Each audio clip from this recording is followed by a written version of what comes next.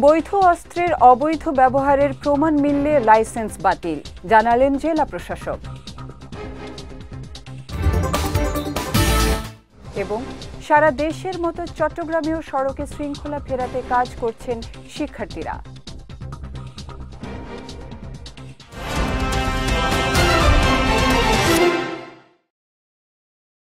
আসসালামু আলাইকুম। বিএসআরএম চট্টগ্রাম সংবাদে আমন্ত্রণ জানাচ্ছি আমি উম্মে কুলসুম। শুনছিলেন শিরোনাম, এবারে বিস্তারিত। চলমান সংকটে জনগণের স্বস্তি ফেরাতে ও জনজীবন স্বাভাবিক করতে যার যার অবস্থান থেকে দায়িত্বশীল ভূমিকা রাখার আহ্বান জানিয়েছেন চট্টগ্রামের জেলা প্রশাসক আবুল বাশার মোহাম্মদ ফখরুজ্জামান। গতকাল বিকেলে চট্টগ্রাম সার্কিট হাউসের সম্মেলন কক্ষে বৈষম্য বিরোধী ছাত্র আন্দোলনের সমন্বয়কদের সঙ্গে জেলা প্রশাসন চট্টগ্রাম এর মতবিনিময় সভায় তিনি এই আহ্বান জানান। বলেন, সাম্প্রতিক সময়ে নাশকতা চলাকালীন মহানগরের বেশ কয়েকটি থানায় অগ্নিসংযোগ সহ অস্ত্র ও গোলা বারুদ লুট হয়েছে। বৈধ অস্ত্রের অবৈধ ব্যবহার রোধ ও অবৈধ অস্ত্র উদ্ধার করা হবে। বৈধ অস্ত্রের অবৈধ ব্যবহারের প্রমাণ মিললে লাইসেন্স বাতিল করা হবে বলেও জানান জেলা প্রশাসক।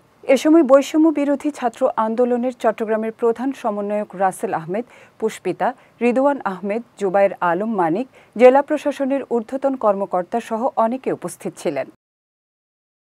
শিফটিং করে 30 জন করে, এক একটা শিফটে যদি 10 জন করে 8 ঘন্টা করে যদি থানার আশেপাশে যদি থাকে, তাহলে হবে কি, যেটা পুলিশ যারা আমাদের সাধারণ কনস্টেবল রয়েছে তারা কিন্তু সেফ ফিল করবে। তারা মনে করবে যে আমাদের এই ছাত্র ভাইয়েরা আমাদেরকে পেলে মেরে ফেলবে না, এরা আমাদের পাশে আছে।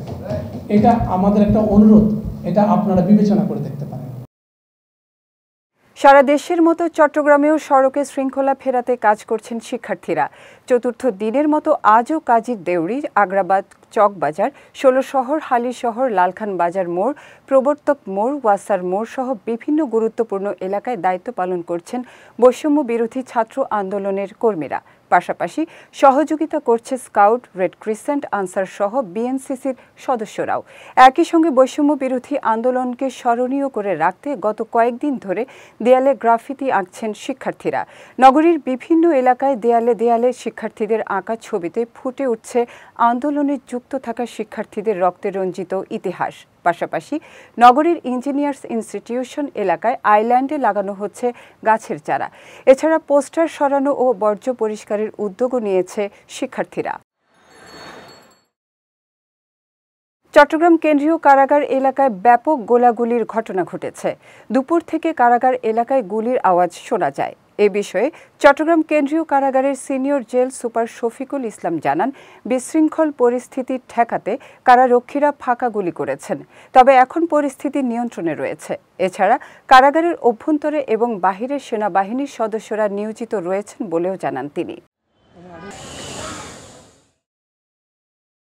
বাংলাদেশ নৌবাহিনীর রিয়ার অ্যাডমিরাল এস.এম. মনিরুজ্জামানকে চট্টগ্রাম বন্দর কর্তৃপক্ষের নতুন চেয়ারম্যান হিসেবে পদায়ন করা হয়েছে। নৌবাহিনীর কমোডোর এ.কে.এম. আফজাল হোসেন স্বাক্ষরিত এক প্রজ্ঞাপনে রিয়ার অ্যাডমিরাল এস.এম. মনিরুজ্জামানকে আগামী 11 আগস্টের মধ্যে চেয়ারম্যান পদে যোগ দেওয়ার আদেশ দেওয়া হয়েছে। বন্দর সূত্রে জানা গেছে, দায়িত্ব পালনের জন্য ইতোমধ্যে তাকে নৌবাহিনী থেকে নৌ মন্ত্রণালয়ে ন্যস্ত করা হয়েছে। বর্তমানে তিনি নৌবাহিনীর বিএনএস শাখার দায়িত্বে আছেন। এর আগে রাষ্ট্রায়ত্ত বাংলাদেশ শিপিং কর্পোরেশনের ব্যবস্থাপনা পরিচালক হিসেবে ডেপুটেশনে দায়িত্ব পালন করেছিলেন তিনি। টেকনাফে বৈষম্য বিরোধী ছাত্র আন্দোলনের কার্যক্রম দেখে সন্তুষ্টি প্রকাশ করেছে সাধারণ মানুষ। শহর জুড়ে ছড়িয়ে থাকা ময়লা আবর্জনা নিজ হাতে পরিষ্কার করেছেন সাধারণ শিক্ষার্থীরা। সকাল থেকে বৈষম্য বিরোধী ছাত্র আন্দোলনের বিভিন্ন স্কুল ও কলেজের সাধারণ শিক্ষার্থীরা বিভিন্ন গ্রুপে বিভক্ত হয়ে এ পরিচ্ছন্নতা অভিযানে নামে। একই সঙ্গে তারা পুলিশের অনুপস্থিতিতে শহরের বিভিন্ন পয়েন্টে ট্রাফিক ব্যবস্থা নিয়ন্ত্রণ করছেন। তারা জানান, পুলিশের কর্মবিরতি শেষ না হওয়া পর্যন্ত তাদের এই কার্যক্রম অব্যাহত থাকবে। দেশের শান্তি সম্প্রীতি পুনঃপ্রতিষ্ঠার জন্য সারা দেশের মতো বান্দরবানেও কাজ করছে ছাত্র সমাজ। তারই ধারাবাহিকতায় গতকাল সন্ধ্যায় বান্দরবান সাঙ্গু ব্রিজ থেকে শিক্ষার্থীরা একটি মোমবাতি মিছিল বের করে শহরের প্রধান প্রধান সড়ক প্রদক্ষিণ করে। এদিকে প্রতিদিনের মতো আজও নগরীর ট্রাফিকের দায়িত্ব ও বিভিন্ন এলাকায় পরিচ্ছন্নতায় নামে ছাত্র সমাজ। তাদের এই কাজকে এগিয়ে নিতে সকলের সার্বিক সহযোগিতা কামনা করেছেন শিক্ষার্থীরা। মিয়ানমার থেকে টেকনাফে অনুপ্রবেশের চেষ্টাকালে নৌকা ডুবির ঘটনায় আরও ৫ জন রোহিঙ্গা নাগরিকের মরদেহ উদ্ধার করা হয়েছে। এ নিয়ে গত ৩ দিনে ৩৬ জনের মরদেহ উদ্ধার করা হলো।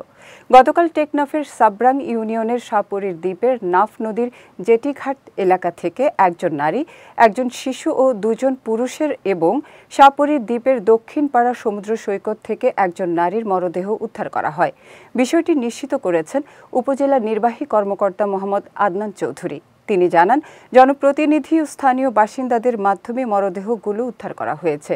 পরে জনপ্রতিনিধিদের মাধ্যমে মরদেহগুলো নিজ নিজ এলাকায় দাফন করা হয়। এর আগে গত ৬ আগস্ট এই নৌকাডুবির ঘটনা ঘটে। মহেশখালীতে কোটা সংস্কার আন্দোলনে নিহত তানভীর সিদ্দিকের হত্যার বিচার চেয়ে সংবাদ সম্মেলন করেছে তার পরিবার। গতকাল বিকালে মহেশখালী উপজেলার কালারমারছড়া ইউনিয়নে মোহাম্মদ শাহঘোনা গ্রামে এই সংবাদ সম্মেলনের আয়োজন করা হয়। এ সময় শহীদ তানভীর সিদ্দিকের মা সোনোয়ারা বেগম সহ তার পরিবারের সদস্যরা উপস্থিত ছিলেন। এর আগে গত ১৮ জুলাই চট্টগ্রামের বহদ্দার হাটে কোটা সংস্কার আন্দোলনে গিয়ে নিহত হন চট্টগ্রাম আশেকানে ডিগ্রি কলেজের মেধাবী ছাত্র তানভীর সিদ্দিকী।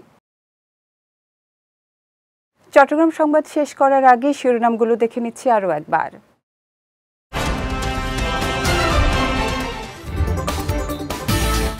বৈধ অস্ত্রের অবৈধ ব্যবহারের প্রমাণ মিললে লাইসেন্স বাতিল, জানালেন জেলা প্রশাসক।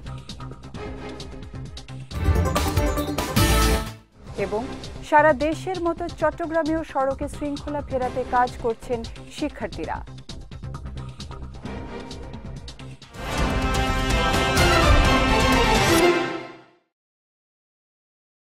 চট্টগ্রাম সংবাদ শেষে আজকের মতো আমি উম্মে কুলসুম আপনাদের কাছ থেকে বিদায় নিচ্ছি। রাত ৯টায় আমাদের পরবর্তী বিজয় রাতের সংবাদ দেখার আমন্ত্রণ রইল।